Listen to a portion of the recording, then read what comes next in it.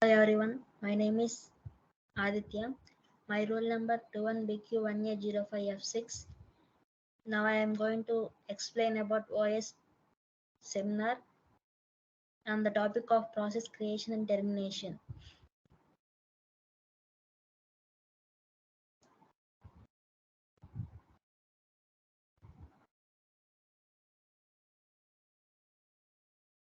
Today's topic is process operations, creation and termination.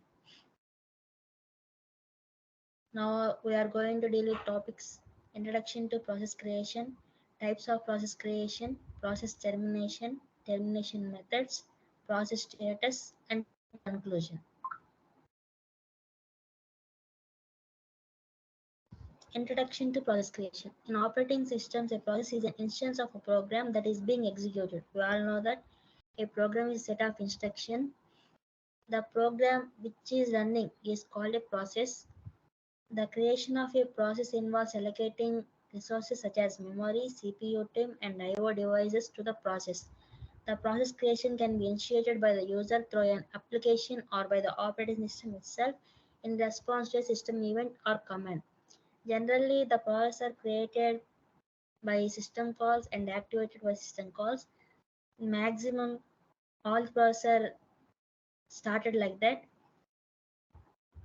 and we user interacts with the process on executing them. Types of process creation. There are two types of process creations: fork and spawn. In the fork method, a new process is created as copy of the parent process. The new process has own address space and copies of all data structures of the parent process. In the span method, a new process is created from an executable file. The new process has different addresses. In the span method, a new process is created from an executable file. The new process has a different address space and runs independently of the parent process. Here, the span method is also called child process. After executing child process, it returns to the parent process. Process termination. We have completed process creation. Now we have process termination. Process termination is the process of freeing up the resources allocated to a process after it has been completed its execution. This involves releasing the memory, CPU time, and I/O devices that were allocated to the process. Process termination can occur either voluntarily or involuntarily. Voluntary termination occurs when the process completes execution normally, while involuntary termination occurs when the process encounters an error or is terminated by the operating system. Termination methods. There are two termination methods a process of terminating a process: normal termination and abnormal termination.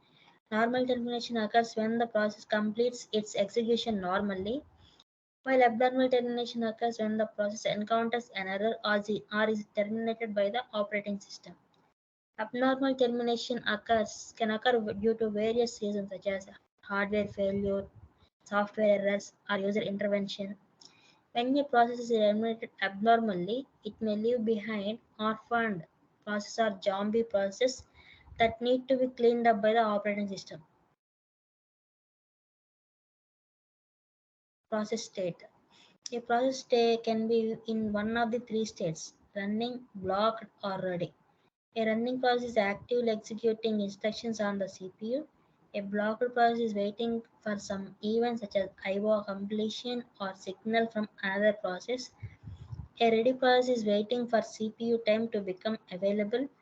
The operating system manages the stable transitions of process based on various events such as I/O completion, timer interrupts, and signals from other processes. A process can be process have different steps: new, ready, running, waiting, end. New. A process is created is called new state. It is in new state. Ready means it is in ready to execute. Running means the process is executing currently. Waiting means it is waiting for some other process to complete.